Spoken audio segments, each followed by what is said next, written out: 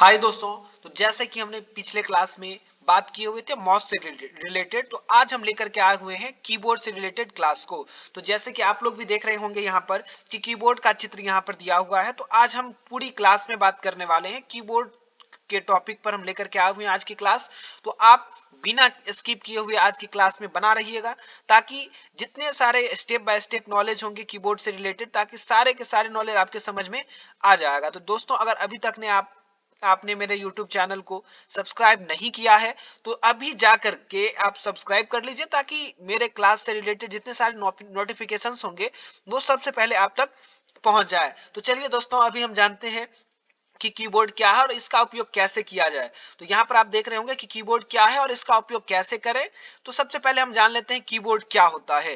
तो कीबोर्ड क्या है, तो आप देख रहे होंगे कि कीबोर्ड कंप्यूटर का एक प्रमुख इनपुट डिवाइस होता है। इसका उपयोग कंप्यूटर को निर्देश देने के लिए किया जाता है। आमतौर पर कीबोर्ड पर उपस्थित अक्षर, नंबर और चिन्ह इत्यादि के कीज द्वारा निर्देश दिया जाता है। यह कंप्यूटर के हार्डवेयर भाग के अंतर्गत आता है। कंप्यूटर में लगभग 104 या 108 कीज होती है। आप बहुत सारे स्टूडेंट आप सब में से ऐसे होंगे जो सर बोलते हैं कि सर कीबोर्ड में कितने बटन होते हैं। तो कुछ कीबोर्ड्स ऐसे होते हैं जिसमें 104 भी रहेगा, 108 भी रहेगा। तो मतलब आप बोल सकते हैं कि कीबोर्ड में लगभग 104 से 108 के बीच में कीज होती है। कीबोर्ड को कंप्यूटर से कनेक्ट करने के लिए पहले से ही एक पोर्ट बनाया गया होता है, लेकिन आजकल यूएसबी कीबोर्ड भी आते हैं जिसे यूएसबी पोर्ट में लगाकर कंप्यूटर से कनेक्ट किया जाता है। तो चलिए अब दोस्तों हम बात करेंगे कि कंप्यूटर सॉरी कीबोर्ड्स कितने प्रकार के होते हैं। तो यहाँ पर आप देखने को मिल रही है आपको कि कीबोर्ड्स कितने प्रकार के होते हैं। तो कीबोर्ड मुख्यतः दो प्रकार के होते हैं। जैसे कि आप लोगों को यहाँ पर भी लिखा गया है कि कीबोर्ड मुख्यतः कितने प्रकार के होते हैं, तो दो प्रकार के होते हैं। जिसमें पहला कौन सा प्रकार है, तो यहाँ लिखा हुआ है कि वायर्ड माउस यानी कि वायर्ड कीबोर्ड। जैसे कि आप यहाँ पर देख रहे होंगे कि कीबोर्ड जो है जिसमें क्या है, ये वायर लगी हुई है। तो वायर्ड कीबोर्ड क्या होता है, तो इसे ही हम क्या बोलेंगे, यहाँ पर जो आपको कीबोर्ड दिख रही है इसी कीबोर्ड को हम क्या बोलेंगे, तो वायर्ड कीबोर्ड यानी कि जिसमें वायर्ड युक्त कीबोर्ड है, ये जिसमें वायर्ड क्या है, लगी हुई है, इसीलिए हम इसे क्या बोलेंगे, वायर्ड कीबोर्ड। तो चलिए वायर्ड कीबोर्ड की डिफिनेशन क्या होगी, तो साधारणतः कंप्यूटर में जिस कीबोर्ड का उपयोग किया जाता है वो नॉर्मल कीबोर्ड ही होता है। इस कीबोर्ड में लगभग 108 कीज होती है। इसे कंप्यूटर से कनेक्ट करने के लिए केबल को सीपीयू में कनेक्ट करना होता है। इस तरह के कीबोर्ड को वायर्ड कीबोर्ड भी कहा जाता है, क्योंकि इसे वायर के द्वारा कंप्यूटर से कनेक्ट किया जाता है। यह कीबोर्ड सबसे ज्यादा उपयोग भी किया जाता है, क्योंकि यह दूसरे कीबोर्ड के मुकाबले में सस्ता होता है। यानी कि ये वायर्ड कीबोर्ड जो होता है वो वायरलेस कीबोर्ड की अपेक्षा में सस्ता होता है। ये बहुत कम दामों में आपको मिल जाएगी। और ये आसानी मतलब कि बेसिकली नॉर्मल यूज करने के लिए आप नॉर्मल कीबोर्ड का ही यूज करें, जो वायर्ड कीबोर्ड जिसे हम बोलते हैं। तो चलिए दोस्तों अब बात करते हैं कि दूसरा वायर्ड कीबोर्ड के बाद में वायरलेस कीबोर्ड क्या होता है। तो चलिए दोस्तों, दूसरा यहाँ पर आपको देखने को मिल रही है वायरलेस कीबोर्ड। तो वायरलेस कीबोर्ड जैसे कि आप इसको देख रहे होंगे, इस कीबोर्ड को, तो यहाँ इसमें वायर कहीं निकली हुई नहीं है, यानी कि ये वायरलेस कीबोर्ड है, इसमें वायर नहीं रहती है। इसको सीपीयू से या लैपटॉप से कनेक्ट करने के लिए आपको यूएसबी पोर्ट दिया हुआ रहता है, जिसके जरिए आप क्या कर सकते हैं, कंप्यूटर या लैपटॉप से जोड़ सकते हैं। तो चलिए दोस्तों, वायरलेस कीबोर्ड का जो डिफिनेशन है उस पर चर्चा करते हैं। तो वायरलेस कीबोर्ड, तो वायरलेस कीबोर्ड और इनपुट डिवाइस है जो ब्लूटूथ या रेडियो जैसी वायरलेस तकनीकों का उपयोग करके केबल की आवश्यकता के बिना कंप्यूटर के साथ संचार करते हैं। अधिक लचीलापन और गतिशीलता प्रदान करते हुए उपयोगकर्ता वायरलेस कनेक्शन की सीमा के भीतर स्वतंत्र रूप से घूम सकते हैं। यानी कि इस कीबोर्ड का अगर आप यूज करते हैं तो इसमें वायर नहीं लगी हुई रहती है, जिसके चलते आप आगे पीछे बिल्कुल आसानी से कर सकते हैं। यानी कि ये कीबोर्ड जो होता है आपका, ये वायर्ड कीबोर्ड की अपेक्षा में थोड़ा सा महंगा होगा, जो ये थोड़ा उसकी अपेक्षा ज्यादा खर्चीला कीबोर्ड होता है।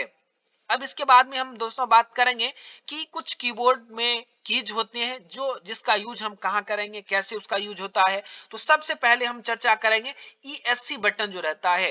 ईएससी बटन आपको लैपटॉप हो या फिर आपका कंप्यूटर हो, जहां आपको कीबोर्ड के बटन पर लेफ्ट साइड में सबसे ऊपर देखने को मिल जाएगी। तो अब हम इसका यूज कैसे करेंगे, तो चलिए दोस्तों, अब ईएससी बटन क्या होता है।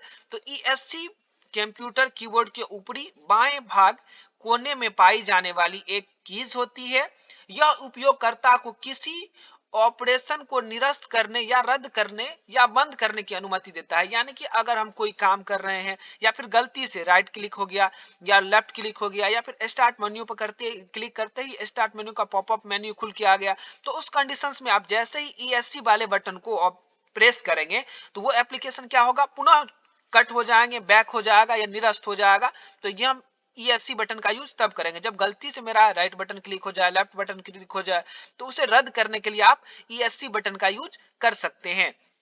तो दोस्तों अब इसके बाद में सेकंड नंबर पर जो कीज होती है वो है आपका टाइपराइटर कीज। तो टाइपराइटर की अब किसे कहेंगे, तो इसका भी डिफिनेशन आपके सामने में है कि इस की में वही अक्षर, संख्या, विराम चिन्ह और प्रतीक कीज शामिल होती है। यानी कि अक्षर ए से लेकर के जेड तक जो रहेंगे, विराम चिन्ह जो हो गया आपका, ये सारे के सारे कीज क्या होंगे, टाइपराइटर कीज होते हैं जो पारंपरिक टाइपराइटर पर पाई जाती है। अब इसके बाद जो जैसे कि आप बोलेंगे सर ए से लेकर के जेड तक जो कीज होगी वो क्या होगी, टाइपराइटर की होगी। अंक विराम चिन्ह का जो की हो जाएगा वो भी टाइपराइटर कीज में आ जाता है।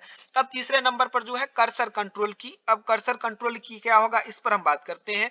तो इस की का प्रयोग कर्सर को स्क्रीन में कहीं भी, चाहे राइट हो, लेफ्ट हो, ऊपर हो, नीचे हो, ले जाने के लिए आप कर सकते हैं। यानी कि कर्सर को कंट्रोल करने के लिए कीबोर्ड पर 4 कीज बनाया हुआ रहता है, जिसे राइट, लेफ्ट, अप, डाउन करने के लिए, यानी कि कर्सर, ये जो आप तीरनुमा चिन्ह आपको दिखने को मिल रही है, इसी को कंट्रोल करने के लिए आप क्या करते हैं कि इस अप, डाउन, राइट, लेफ्ट वाले बटन पर क्लिक करते हैं। तो चलिए दोस्तों अब चौथा कीज पर बात करते हैं कि चौथा कीज फंक्शन कीज है। तो अब फंक्शन कीज किसे कहेंगे, तो जैसे हम तीसरे या चौथे क्लास में आप सबको फंक्शन कीज F1 से लेकर के F12 तक, यानी कि फंक्शन कीज जो होते हैं वो कीबोर्ड के सबसे ऊपर में पाया जाता है। जैसे कि यहाँ पर आपको देखने को मिल रही होगी कि सभी कीबोर्ड में होती है, फंक्शन कीज सभी कीबोर्ड में होती है।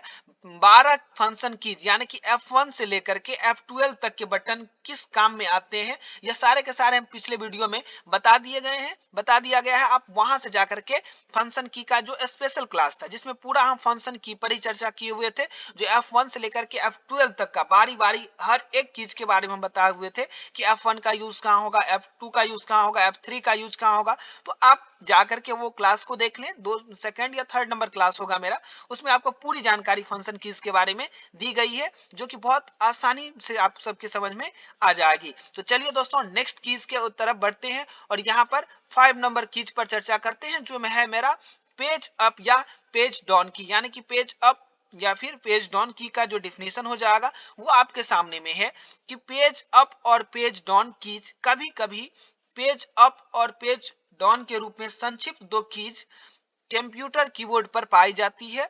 दो कीज मुख्य रूप से दस्तावेज में ऊपर या नीचे स्क्रॉल करने के लिए उपयोग की जाती है, लेकिन स्क्रॉलिंग दूरी अलग अलग अनुप्रयोगों के बीच भिन्न होती है।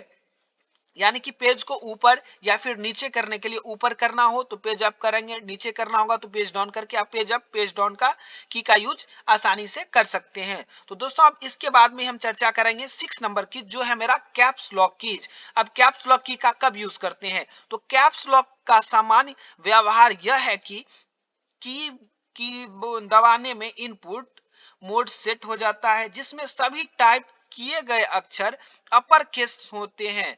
यदि लागू हो, कीबोर्ड कैप्स लॉक मोड में रहता है और की को फिर से दबाएं जाने तक सभी कैप्स टेक्स्ट उत्पन्न करेगा। यानी कि देखिए कैप्स लॉक की का जो सामान्यतः यूज हो जाएगी वो जब आपका लेटर क्या हो जाएगा कि स्मॉल में हो रहा है, टाइप हो रही है, और उस स्मॉल लेटर को अगर आप चाहते हैं कि उसको फिर से हम कैपिटल लेटर में करें, यानी कि बड़े लेटर में हमको टाइप करना है, तो आप बेसिकली क्या कर सकते हैं, कैप्स लॉक की को ऑन ऑफ करके स्मॉल से कैपिटल और कैपिटल से स्मॉल आसानी से कर सकते हैं। तो अब दोस्तों इसके बाद में हम नेक्स्ट कीज पर चर्चा करेंगे, जो है बैक स्पेस की। तो अब देख रहे होंगे 7 नंबर की जो आपके सामने में है वो है क्या, बैक स्पेस की। यानी कि बैक स्पेस की का यूज हम कब करते हैं, तो बैक स्पेस की का यूज भी हम आपके सामने में बता दे रहे हैं कि कीबोर्ड की वह कीज है जो टाइपराइटरों में मूल रूप से कैरीज को एक स्थिति पीछे धकेलती है और आधुनिक कंप्यूटर सिस्टम में आमतौर पर डिस्प्ले कर्सर को एक स्थिति पीछे ले जाती है।